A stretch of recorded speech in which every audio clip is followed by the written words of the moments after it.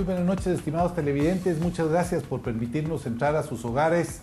Esta noche vamos a presentar en Enfoque un programa que se va a enfocar en una luz o la luz en el caso Sicavisa.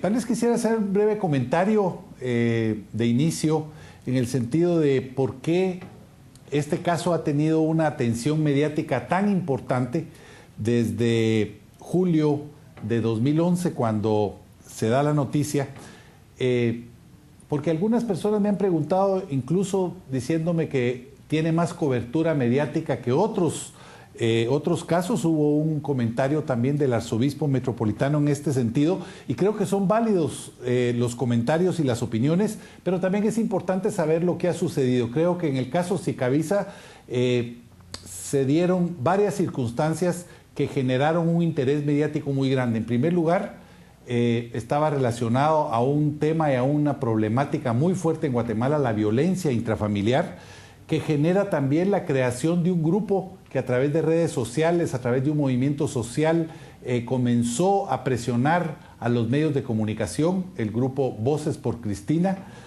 Hubo también otro factor importante, la actitud de los padres de Cristina Sicavisa, que desde el primer momento empezaron a denunciar las sospechas que ellos tenían de que se trataba de algo más que una simple desaparición, y finalmente también la actitud de la agrupación Sobrevivientes, la Fundación Sobrevivientes, que se convierte en querellante adhesivo y comienza a contribuir para que el sistema de justicia funcionara. Indudablemente todo esto puso la atención de los medios de comunicación sobre el caso. Indudablemente también influyó que desde un principio se vio una manipulación bastante fuerte en el Ministerio Público y en tribunales para entorpecer las investigaciones. Y bueno, todo esto fue lo que generó que la atención de toda la prensa nacional se volcara sobre el caso Sicavisa. Hoy estamos llegando a un punto importante. Ustedes saben, el viernes de la semana pasada fue capturado Roberto Barreda en Yucatán, en Mérida, Yucatán, México. Y finalmente se rescató a Roberto José y María Mercedes, los dos hijos de Cristina Sicavisa. Esta noche vamos a hablar un poco sobre el caso, vamos a tocar algunas partes interesantes de las investigaciones, vamos a hablar un poco sobre el futuro también, el proceso judicial, y sobre la importancia y trascendencia que estos casos tienen para Guatemala, que la justicia llegue en estos casos. Está con nosotros Norma Cruz, de Fundación Sobrevivientes. Norma, muchas gracias. Agradecemos siempre tu colaboración con Enfoque, con la revista Crónica. Siempre eres una fuente de información abierta.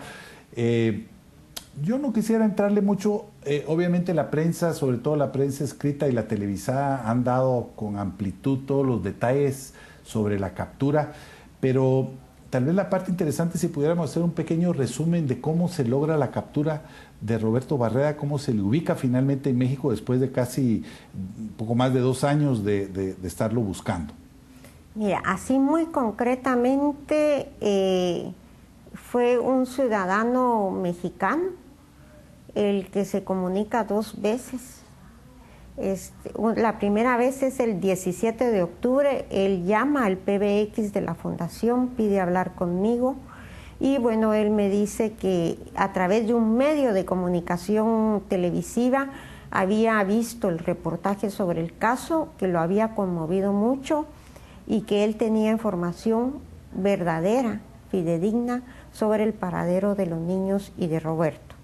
Me da el nombre que está utilizando Roberto, me da el nombre que está utilizando los niños, me dice que los menores, que están viviendo en Mérida, Yucatán, y que los niños están estudiando en un colegio Montessori Lancaster. Y bueno, incluso yo el apellido mero confuso, porque era Barreido, y el señor me lo deletrea, ¿verdad?, para que yo lo escriba bien. Cuelga su llamada, yo en ese momento le digo, mire, si quiere nos reunimos, nos juntamos, porque él me pidió discreción. Y me dijo, no señora, yo la estoy llamando de otro país. Pido que me pasen el número de teléfono por el identificador que tenemos, y reviso la guía y efectivamente la llamada había entrado de México, del Distrito Federal. Entro al sistema de internet y busco el colegio existe, imprimo la información sobre el colegio, imprimo el mapa de Mérida, Yucatán, me voy al Ministerio Público, entrego eso al fiscal que lleva el caso y él me informa que él viene y coordina con Interpol. Bueno, después ya no volvimos a saber qué pasó.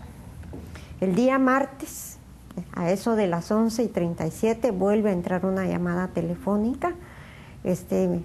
Vuelvo a hablar con el señor, me dice, mire mi señora, me dijo, me llevé una sorpresa al ver el Día de los Muertos que los niños seguían en Yucatán. Dijo, yo le mandé ya un correo electrónico, van fotografías de los niños,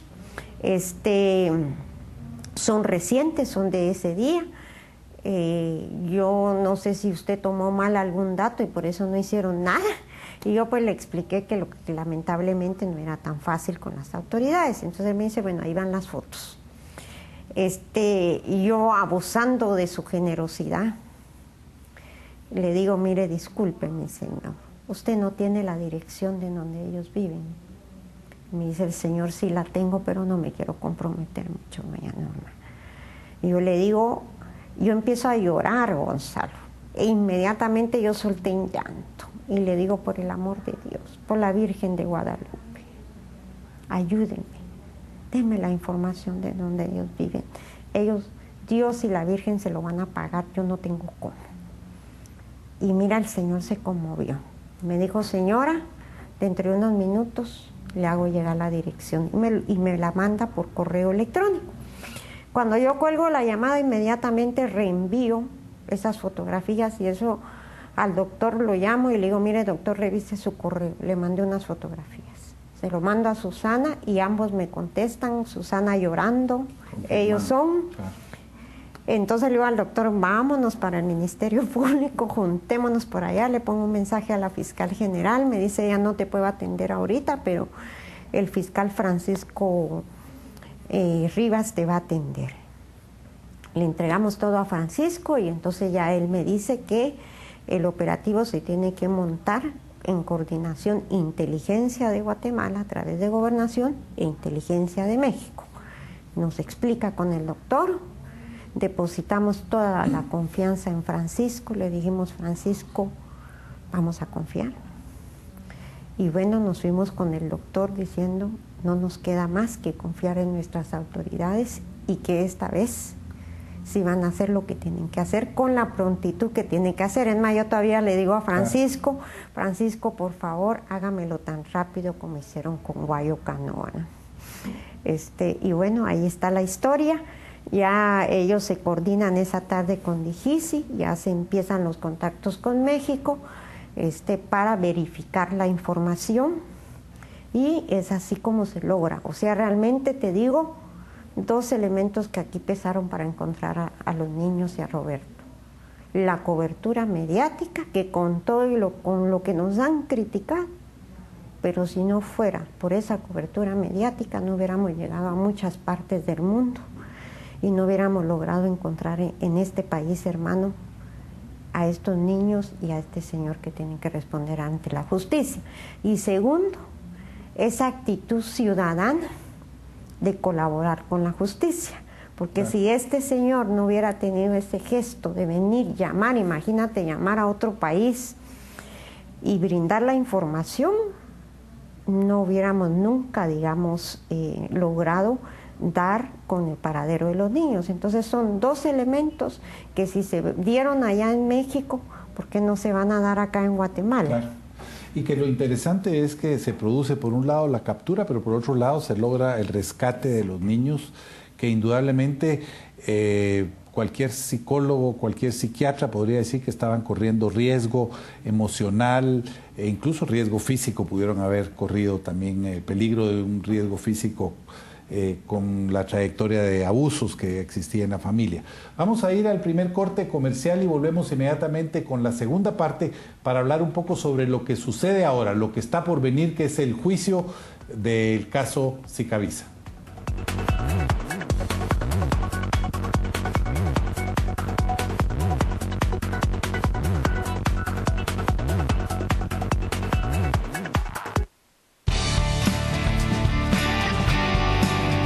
Estamos presentando Especiales de Canal Antigua.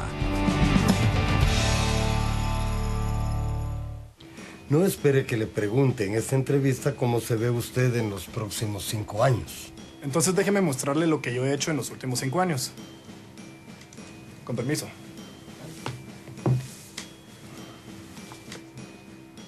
No hace falta. Está contratado. Por todos los que la leyeron y todos los que deben leerla, vuelve Crónica, la revista de los que toman decisiones. Suscríbase ya.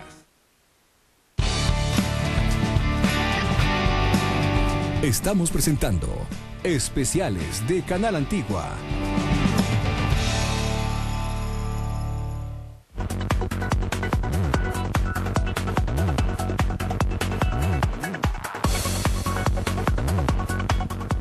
Estamos de vuelta con Enfoque, una producción de su revista Crónica y Canal Antigua. Esta noche tratamos el tema del caso Sicabiza, las luces que tenemos al final de ese túnel que por un momento se vio muy oscuro.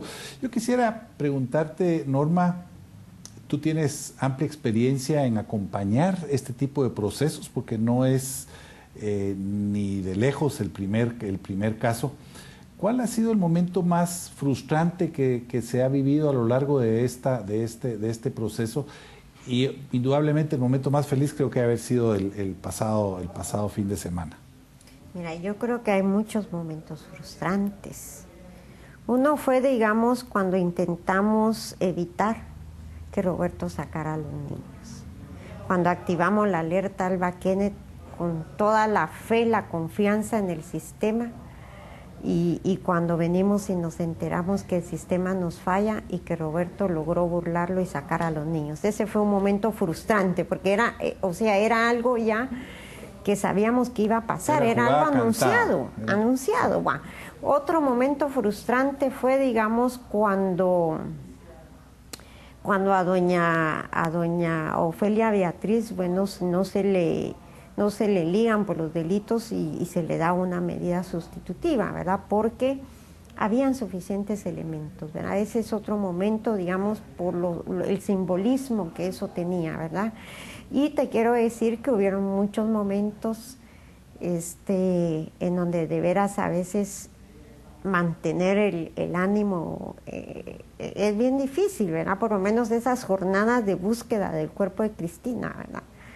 Estar excavando en tantos lugares, digo, porque eso todavía va a seguir.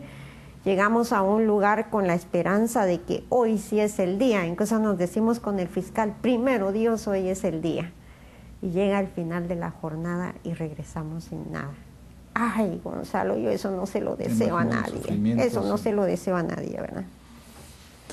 Norma, de aquí viene la siguiente pregunta, que es también un poco frustrante, supongo yo.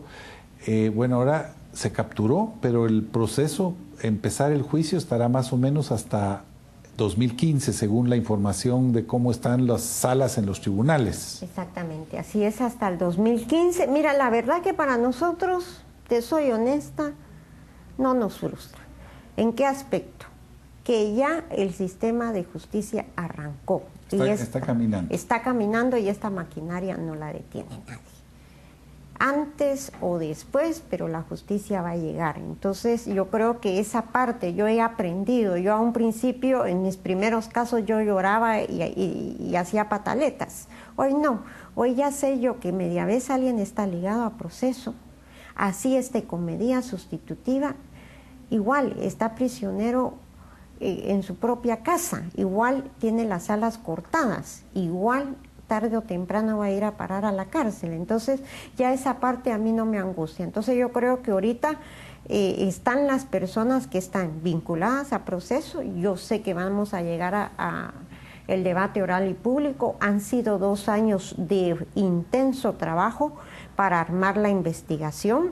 Mírate, el fiscal Canastú se tuvo que escuchar 630 y pico de escuchas telefónicas que estaban ahí abandonadas y tuvo hallazgos impresionantes. O sea que va a haber pruebas científicas, digamos, que van a soportar Mira, aquí esa parte es bien importante porque hay casos en donde el soporte principal es la prueba científica. Y este caso Secaviza es uno de ellos. Aquí hay escuchas telefónicas, aquí hay, digamos, mucha prueba científica, están las pruebas de luminol que se hicieron en la casa, que se hicieron en los vehículos, hay prueba testimonial, hay despliegue de llamadas, está toda la cuestión del GPS del vehículo de Roberto. O sea, hay mucha información. En estos 2 años han surgido nuevos personajes que fueron saliendo como fruto de las escuchas telefónicas y que fueron citados y que declararon, y que esos personajes nos han ayudado a ir reconstruyendo la historia de lo que pasó después del asesinato de Cristina y la primera intentona de fuga de Roberto Barreda, ¿verdad? Que la tuvo. Ahí como por el 21 de julio tuvo su primera intentona, se desaparece 3 días, iba camino a Petén, ahí hace contacto con alguien en Palenque, o sea, desde ahí había ya una pista que podía decir que el lugar de destino podía ser. Entonces realmente el caso no es que vaya en el aire, ¿no? Hay bastantes elementos que nos llevan, digamos, a tener fundamento en las acusaciones que el día de mañana se van a hacer. Es todo un reto jurídico, como cada caso que llevamos, ¿verdad? Nos estamos enfrentando a un sistema de justicia que todavía no es perfecto, que todavía está muy influenciado por aspectos externos, pero bueno, es lo que tenemos y con eso vamos a librar la batalla. Hay un factor determinante en los procesos en los que hay asesinato de por medio y es el cuerpo del delito, ¿verdad? Aquí en este caso el cuerpo de la víctima no se ha localizado, pero digamos, tú dirías que hay, a pesar de que no estar la prueba más importante, que es que hubo un asesinato y que está el cuerpo de la víctima, hay suficientes elementos de juicio como para que el delito por el cual se le impute también sea el asesinato y no solo una desaparición y una serie de otros delitos menores. Fíjate que yo he aprendido a no comer ansias. Entonces, yo siempre digo que la justicia tiene que llegar, no importa cuál sea el delito. Lo importante es que la justicia llegue y para todo hay tiempo. Entonces, este tema de que si hay cuerpo o no hay cuerpo, la verdad no es una preocupación para los querellantes adhesivos, tanto el abogado del doctor Secaviza como la fundación y en parte, digamos, el MP. Tenemos nuestra propia estrategia de litigio en donde el cuerpo, digamos, no es precisamente una pieza clave para que avancemos en la justicia, porque el señor Roberto Barreda ha cometido una serie de ilícitos que si vamos sumando a la larga el señor ya está en su momento, pues cuando ya sea el debate oral y público, el señor... La sentencia puede ser muy grande. Muy grande, ¿verdad? Hay otro factor que es importante, creo yo, que la población tiene que tener mucha sensibilidad sobre el tema. Ustedes ayer pidieron que el caso estuviera protegido, ¿cómo es que en reserva? Sobre todo para cuidar la integridad de los niños. Obviamente ellos no van a formar parte de todo el proceso, no tengo entendido que el MP no va a pedir que tengan testimonio, etcétera. ¿Cómo se debería actuar la sociedad guatemalteca frente a estos niños, aquellos niños que van a interactuar con él, aquellas familias que van a interactuar con ellos? ¿La prensa también? Mira, yo siento que ya ahorita, o sea, tuvimos que ser muy mediáticos porque si no, nunca los hubiéramos encontrado. Nunca hubiéramos capturado al señor Roberto Barreda. Ya ese objetivo, gracias a Dios, lo alcanzamos. Entonces ahorita la etapa que viene es una etapa en donde lo que corresponde es sacar ya de circulación el tema de los niños, que ya no sigan ellos siendo punto, digamos, mediático ni de morbo de la ciudadanía, sino que ya ellos empiecen ahorita a llevar una vida normal, a empezar a regresar a una normalidad, a una estabilidad, igual que la familia Secaviza. El tema, digamos, penal, ese lo vamos a librar en tribunales y es ahí donde se va a llevar. Nosotros de una vez aclaramos que no vamos a realizar litigio mediático. De hecho, hemos estado siendo muy claros con todos los medios de comunicación que no nos pidan posiciones porque eso va a ser en los tribunales donde lo vamos a plantear.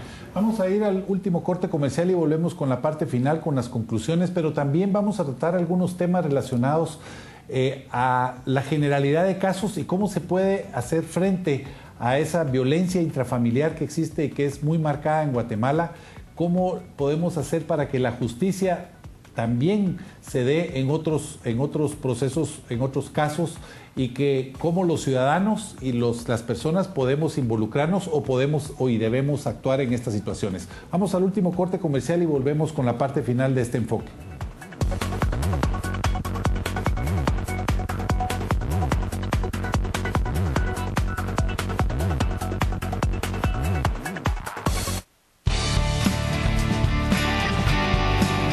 Estamos presentando Especiales de Canal Antigua.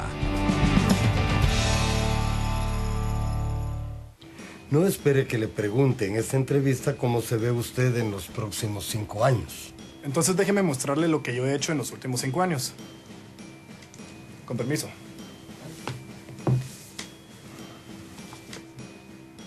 No hace falta. Está contratado. Por todos los que la leyeron y todos los que deben leerla, vuelve Crónica, la revista de los que toman decisiones. Suscríbase ya.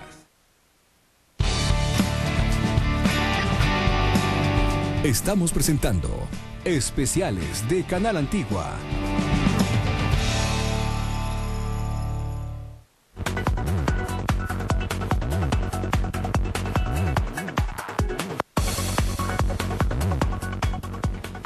Estamos de vuelta con Enfoque esta noche tocando el tema del caso Sicavisa, y está con nosotros Norma Cruz. Norma, estamos en la parte final.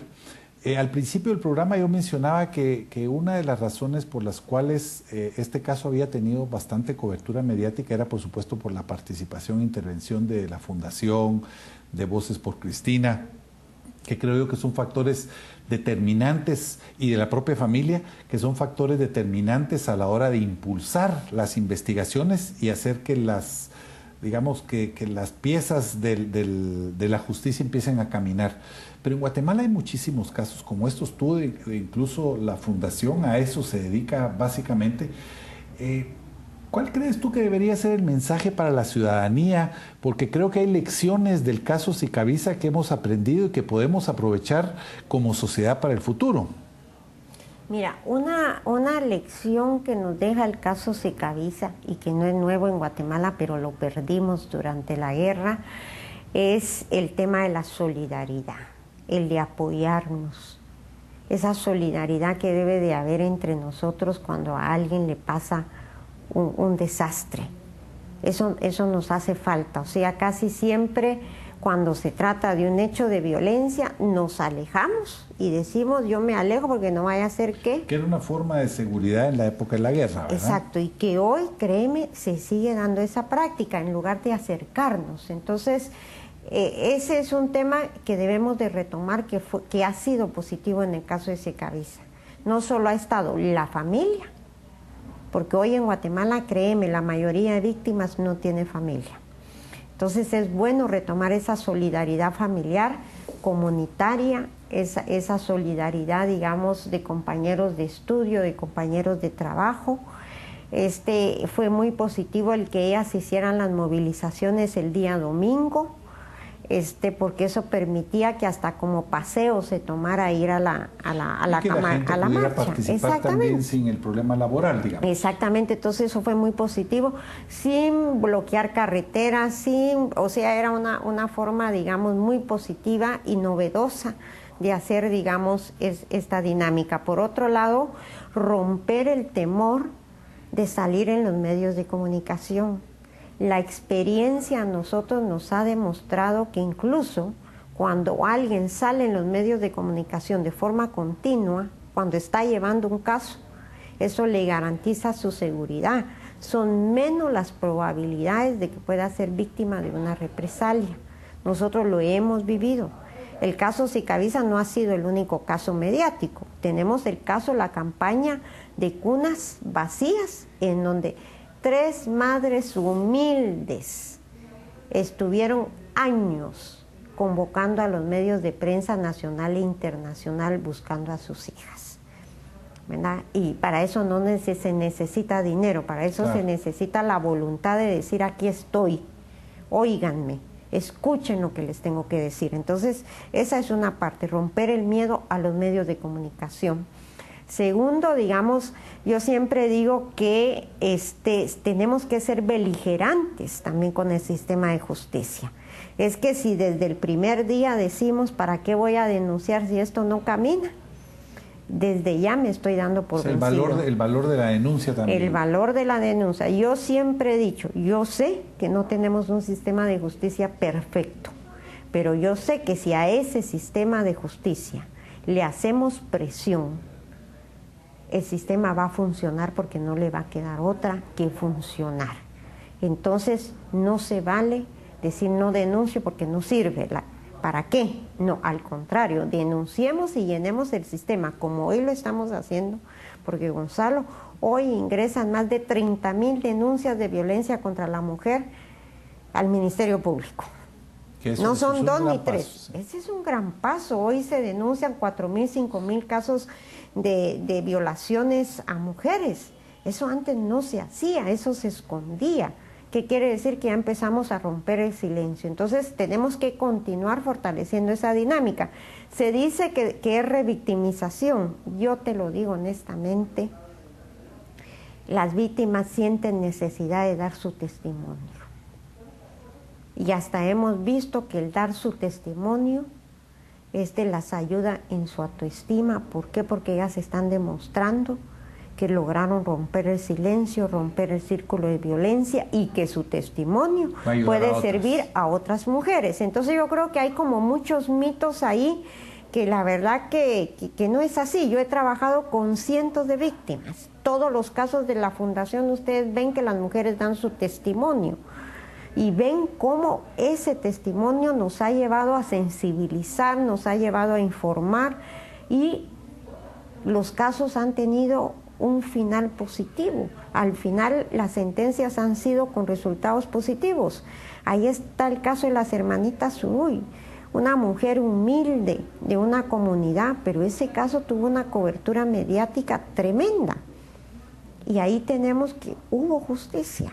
Entonces yo creo que debemos de romper el miedo, debemos de romper, digamos, esa estigmatización, ¿verdad? Eso de que solo a los ricos o a los de renombre se les pone importancia, eso no es cierto.